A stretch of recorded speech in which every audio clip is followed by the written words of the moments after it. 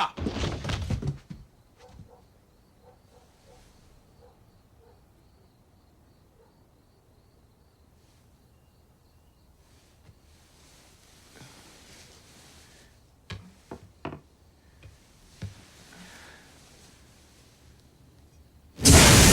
Behold the Metatron, herald of the Almighty and voice of the one true God. Behold the Metatron, herald of the Almighty and voice of the one true God. Behold the Metatron, herald of the Almighty and voice of the one true God.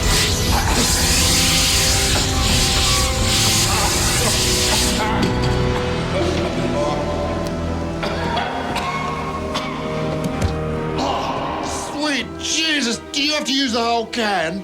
Who the fuck are you and what the fuck are you doing in my room? I'm the one that's soaked and she's the one that's surly. That's rich. Stop fucking crow. Get the fuck out of here! Now! Or you do what exactly? Hit me with that fish. Now, just sit down on the bed and shut up. Jesus wept. Look at my suit.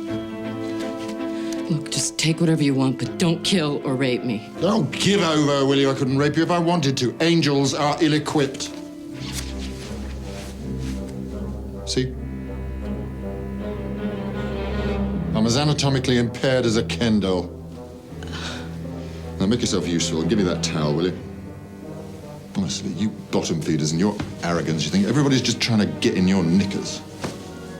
What are you? I'm pissed off is what I am. Do you go around drenching everybody that comes into your room with flame-retardant chemicals? No wonder you're single.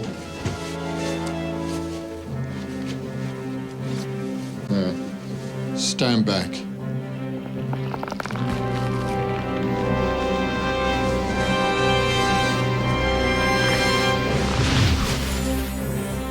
As I was saying, prior to your firefighting episode, I am the Metatron. Don't tell me the name doesn't ring a bell. You people, if there isn't a movie about it, it's not worth knowing, is it? I am a seraphim, the highest choir of angels. You do know what an angel is, don't you? Metatron acts as the voice of God. Any documented occasion when some yahoo claims that God has spoken to them, they're speaking to me. Or they're talking to themselves.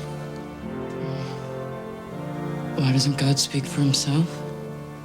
Glad you decided to join the conversation. To answer that, human beings have neither the oral nor the psychological capacity to withstand the awesome power of God's true voice. Were you to hear it, your mind would cave in and your heart would explode within your chest. We went through 5 atoms before we figured that one out. How do I know you're an angel? What, you mean aside from the fiery entrance and the expansive wingspan? You want more proof? Fine. How about tequila?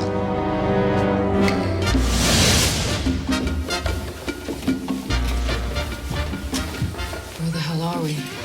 Any place you can go for a good tequila. Dos tequilas, por favor, and an empty glass. Si. Gracias, senor. We're in Mexico? Actually, we're in the franchise Mexican family eatery down the street from your apartment, but it's impressive nonetheless. You don't mind that I lost the wings, do you? I'm trying to keep our profile low. What do you want with me? I'm to charge you with a holy crusade. For the record, I work in an abortion clinic. Noah was a drunk. Look what he accomplished. And no one's asking you to build an ark. All you got to do is go to New Jersey and visit a small church on a very important day. Oh, gracias. New Jersey. That doesn't sound like much of a crusade. Aside from the fine print, that's it. What's the fine print? Stop a couple of angels from entering and thus negating all existed. Wait. Repeat that. Stop a couple of angels from entering and thus negating all existence. I hate it when people need it spelled out for them. You might want to clarify that. Back in the old days, God was vengeful and hot-tempered, and his wrath was bore by the angel of death, named Loki. When Sodom and Gomorrah was destroyed, that was Loki. When the waters wiped out everything with the exception of Noah and his menagerie, that was Loki. And he was good at what he did.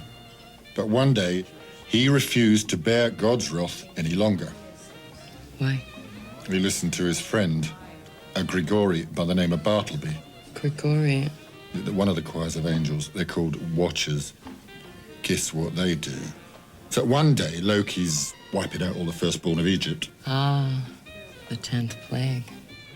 Tell a person that you're the Metatron and they stare at you blankly. Mention something out of a Charlton Heston movie and suddenly everybody's a theology scholar. May I continue uninterrupted? Once he's done with the firstborn, Loki takes his friend Bartleby out for a post-slaughter drink. And over many rounds, they get into this discussion about whether or not murder in the name of God is okay. And in the end, Bartleby convinces Loki to quit his position and take one which doesn't involve slaughter. So,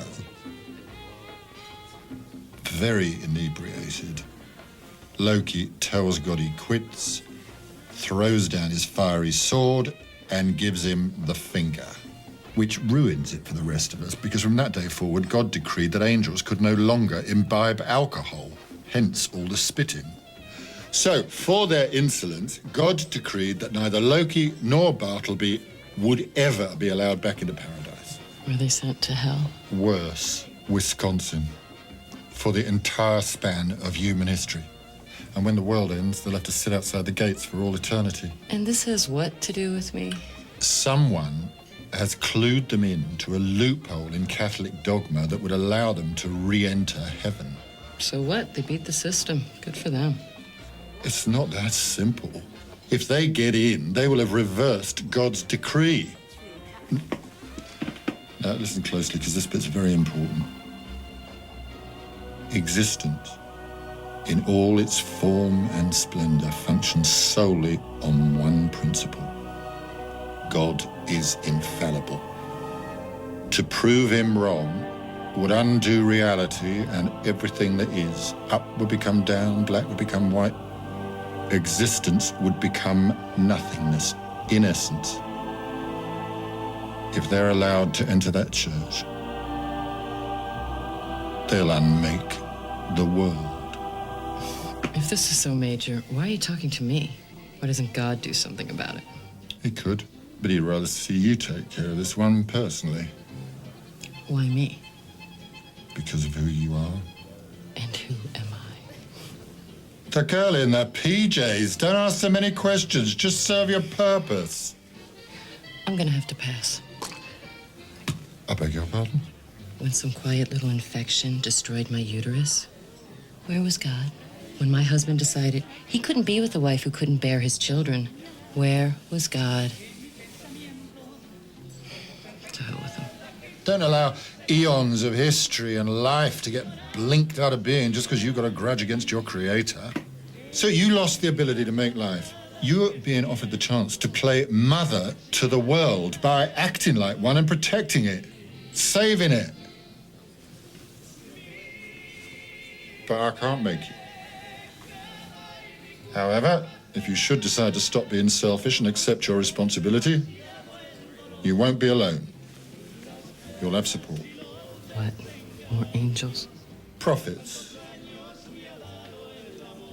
In a manner of speaking. 2 of them. The one who speaks, and he will, at great length, whether you want him to or not, will make mention of himself as a prophet. The other one, well, he's the quiet type. Look, I've got to go. Just try and remember, we're working in a time frame here. Hey. What's he like? God? Lonely, but funny. He's got a great sense of humor. Take sex, for example. There's nothing funnier than the ridiculous faces you people make mid-coitus. Sex is a joke in heaven. The way I understand it, it's mostly a joke down here, too. I'll see you. The new zoo review. just keep him tied up.